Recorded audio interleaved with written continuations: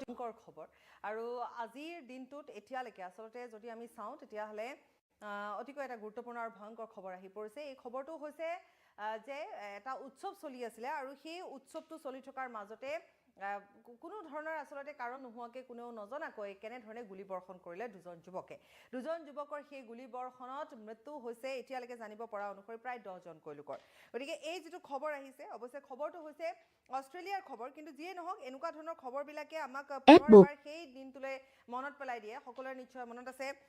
অক্টোবৰৰ সেই দিনটো, 7 অক্টোবৰৰ যিটো দিনত আচলতে হামাছে আক্ৰমণ কৰিছিলে, ইজৰাইলত আক্ৰমণ কৰিছিলে। তাতো এনেধৰণে এটা উৎসৱ চলি আছিলে। তাত যিসকল ইউথ আছে, যিসকল যুৱক যুৱতী আছে, তেওঁলোকে এটা উৎসৱত অংশগ্ৰহণ কৰিছিলে আৰু হঠাৎ তাত কেনেধৰণে প্ৰৱেশ কৰিছিল আৰু সেই সময়ছোৱাত কেনেধৰণে আচলতে এটা ভয়ংকৰ ৰূপ লৈছিল সেই সংঘাত, সংঘৰ্ষ, যি ধৰণে তাত গুলিয়াগুলি হৈছিলে, যি ধৰণে নিষেধ কৰা হৈছিলে, কেনেকুৱা ধৰণৰ কিছুমান ভিজুৱেলছ সেই মুহূৰ্তত সমগ্ৰ বিশ্বক সকলোকে হতচকিত কৰি তুলিছিল। এটা অতিকৈ আমি ভয়ংকৰ দৃশ্য সেই মুহূৰ্তত আমি প্ৰত্যক্ষ কৰিছিলোঁ। আৰু আজি আকৌ এবাৰ এই মুহূৰ্তত এটা ডাঙৰ খবৰ এইটোৱে যে অষ্ট্ৰেলিয়াত এই ঘটনা সংঘটিত হৈছে, য'ত ইহুদীসকলৰ এটা ফেষ্টিভেল অষ্ট্ৰেলিয়াৰ ছিডনীৰ বণ্ডি বিচত এই ঘটনাটো সংঘটিত হৈছে। এই যিটো ফেষ্টিভেলক হাৰুক্কা বুলি কোৱা হয়, এই ফেষ্টিভেলটোত যথেষ্ট সংখ্যক লোকে সাগৰৰ তীৰত তেওঁলোকে হাঁহি ধেমালি উল্লাস কৰি আছিলে। ইহুদীসকলৰ এই যিটো ফেষ্টিভেল, এই যিটো উৎসৱ, এইটো প্ৰায় 14 ডিচেম্বৰ অৰ্থাৎ এই শীতকালীন অৱস্থাত হয়। গতিকে 14 ডিচেম্বৰত এই ফেষ্টিভেলটো তেওঁলোকে অনুষ্ঠিত কৰিছে, বিভিন্ন প্ৰান্তত অনুষ্ঠিত কৰিছে। তেওঁলোকৰ এটা অতিকৈ গুৰুত্বপূৰ্ণ ফেষ্টিভেল, গুৰুত্বপূৰ্ণ উৎসৱ তেওঁলোকৰ। আৰু এই যিটো ফেষ্টিভেল হাৰুক্কা বুলি কোৱা এই ফেষ্টিভেলটো কেৱল ইহুদীসকলৰ পৰম্পৰাগত এটা তেওঁলোকৰ ফেষ্টিভেল হয়। গতিকে সেই ফেষ্টিভেলটোত তেওঁলোকে সকলো ব্যস্ত হৈ আছিলে। ব্যস্ত হৈ থকাৰ মাজতে দুজন যুৱকে হঠাতে আহি তাত ফায়াৰিং কৰা আৰম্ভ কৰে আৰু যেতিয়া তাত গুলিয়াগুলি আৰম্ভ হয়, গুলীবৰ্ষণ আৰম্ভ হয়, গুলিয়াগুলি নহয় আচলতে গুলীবৰ্ষণ হয় আৰু কোনেও আচলতে একো ধৰিবই নোৱাৰিলে যে কি হৈছে, ক'ৰ পৰা হৈছে। আৰু সেই সময়ছোৱাতে থিতাতে 10জনকৈ লোকৰ মৃত্যু হয় আৰু বহুজন লোক বৰ্তমান গুৰুতৰভাৱে আঘাতপ্ৰাপ্ত হৈ চিকিৎসালয়ত তেওঁলোক ভৰ্তি হৈ আছে। আৰু বহু কিছু দুখ লগা আচলতে বা ভয় লগা কিছুমান ভিডিঅ' ইতিমধ্যে ফটোজ আহি পৰিছে। তত শিশু আছিলে, বৃদ্ধাৰ পৰা আৰম্ভ কৰি সকলো মহিলা সকলো আছিলে আৰু তাৰ মাজতে এই ঘটনাটো সংঘটিত হয়। এতিয়া কথা হৈছে যে সেই গুলীচালনা কৰা বা সেই ফায়াৰিং কৰা যুৱক দুজনৰ আঁৰত কি আছে সেয়া এতিয়ালৈকে জনোৱা হোৱা নাই। অষ্ট্ৰেলিয়াত আৰক্ষীয়ে ইতিমধ্যে এজনক, তাত থকা যিসকল স্থানীয় লোক তাৰে সকলোৱে মিলি আছিলে, যিসকলে তাত উৎসৱত অংশগ্ৰহণ কৰিছিলে, তেওঁলোকেই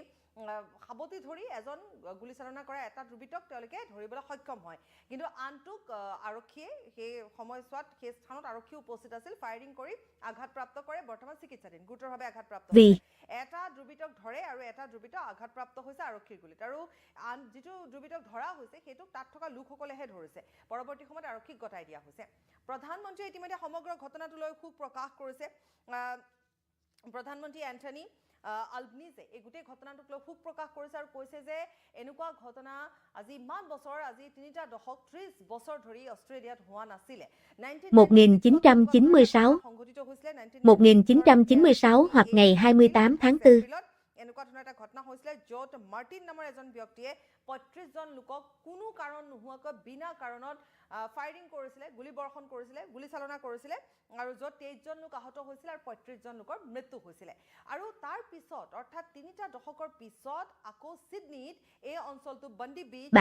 অতিকৈ ফেমাছ বিখ্যাত বিচ হয়, সাগৰৰ তীৰ হয়, য'ত এই ঘটনাটো সংঘটিত হ'ল। অত্যন্ত সাংঘাতিক ধৰণে আচলতে কোনেও নভবা নিশ্চিন্তাকৈ সংঘটিত হয়, য'ত কিছু ভিডিঅ' দেখিবলৈ পোৱা গৈছে মানুহৰ মাজত এটা ভয়ংকৰ আতংকিত হৈ পৰিছে, বগৰা বগৰী, চুচৰা চুচৰি, এনেকুৱা ধৰণৰ এটা আতংকময় পৰিৱেশৰ সৃষ্টি হৈছে। আৰু আন কিছুমান ভিডিঅ'ত দেখিবলৈ পোৱা গৈছে ক'লা কাপোৰ পৰিহিত দুজন যুৱকে মুঠৰ ওপৰত বতাহত ফায়াৰ কৰাৰ দৰে ফায়াৰ কৰিছে। গতিকে এতিয়া তাত যিসকল ইহুদী আছে, বিশেষকৈ অষ্ট্ৰেলিয়াত ইহুদীৰ স্থিতি শক্তিশালী। তেওঁলোকে মেলবৰ্ণ বা দেশৰ বিশ্বৰ বিভিন্ন প্ৰান্তৰ পৰা, গ'ল্ড কোষ্টৰ পৰা,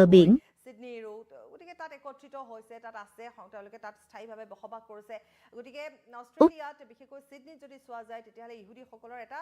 ভাল তাত স্থিতি আছে গতিকে এতিয়া বৰ্তমান এটা ঘোষণা কৰা হৈছে যে কোনো ইহুদী লোক ঘৰৰ পৰা বাহিৰ ওলাব নালাগে এই মুহূৰ্তত উৎসৱ ইতিমধ্যে বাতিল কৰা হৈছে যিবোৰ ঠাইত উৎসৱৰ এই যিটো পৰম্পৰাগত তেওঁলোকৰ উৎসৱ আছে সেই উৎসৱটো হাৰুকা উৎসৱ ইহুদীসকলৰ সেই উৎসৱ ইতিমধ্যে বিভিন্ন প্ৰান্তত বাতিল কৰা হৈছে লগতে তেওঁলোকলৈ এক নিৰ্দেশনা জাৰি কৰা হৈছে যে যাতে অষ্ট্ৰেলিয়াত থকা কোনো ইহুদী লোক এইকেইটা দিনত অন্তত বাহিৰলৈ যাতে নোলায় lần thứ hai lần sau যিখন জাননী যাব তাৰ পিছতহে যাতে সেই মতে তেওঁলোকে ওলাই আহে বা তেনেকুৱা ধৰণৰ অৰ্থাৎ দ্বিতীয়খন জাননী যোৱালৈকে তেওঁলোকক অপেক্ষা কৰিবলৈ কৈছে সুৰক্ষাৰ খাতিৰত বৰ্তমান ইহুদীসকল ঘৰত থকাটোৱে প্ৰয়োজন বা উচিত বুলি তাত ইতিমধ্যে প্ৰশাসনে এক নিৰ্দেশনা জাৰি কৰিছে 10খন ফটো ইতিমধ্যে ছ'চিয়েল মিডিয়াত ভাইৰেল হৈ পৰিছে যিবোৰ অত্যন্ত ভয়ানক অত্যন্ত আচলতে আতংক জৰ্জৰ এটা পৰিৱেশৰ সৃষ্টি হৈছিলে য'ত দেখিবলৈ পোৱা গৈছে এই যিটো অষ্ট্ৰেলিয়াৰ bãi biển Bundy হাৰুকা যি ফেষ্টিভেল আছে সেই ফেষ্টিভেল তাত চলি আছে মই কিছুমান আপডেট আহিছে নেকি এবাৰ চাই দিছোঁ আকৌ কৈছোঁ যে 14 মিনিটৰ পূৰ্বে অহা এটা আপডেট হৈছে যে যিটো কথা কৈছিলোঁ আমি আৰক্ষীৰ গুৰিত আঘাতপ্ৰাপ্ত হৈছিলে ধ্ৰুৱিত সেই ধ্ৰুৱিতৰ মৃত্যু হৈছে আৰু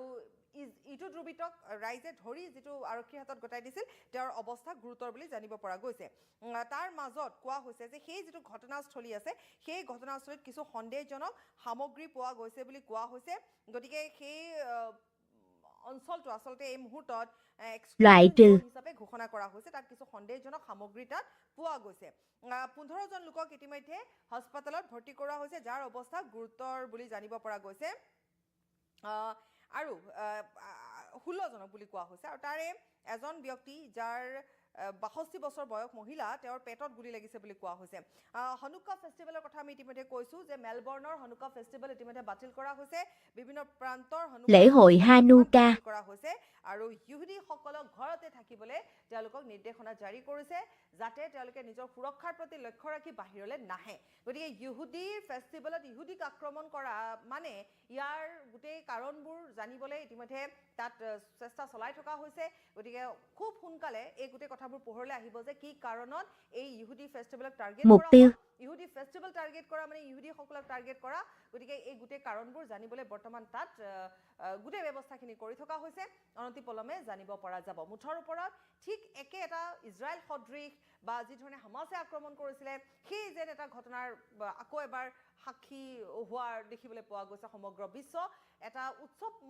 যিটো পৰিৱেশ সেই উৎসৱমুখৰ পৰিৱেশৰ মাজত হঠাৎ এনেকুৱা ধৰণে গুলীচালনাৰ ঘটনা সংঘটিত হৈছে ইয়াৰ আঁৰৰ কাৰণ সকলোবোৰ খুব সোনকালে কম সময়ৰ ভিতৰত জানিব পৰা যাব যে কোন আছিলে কি কাৰণত কি ইয়াৰ আঁৰত ৰহস্য থাকিব গোটেইবোৰ কথা জানিবলৈ আৰু কিছু অপেক্ষা কৰিব লাগিব গতিকে এয়া আছিলে আন্তঃৰাষ্ট্ৰীয় পৰ্যায়ৰ এটা খবৰ এতিয়া বিদায় লৈছোঁ পৰৱৰ্তী সময়ত আকৌ আমি অন্য খবৰ লৈ আহিম ধন্যবাদ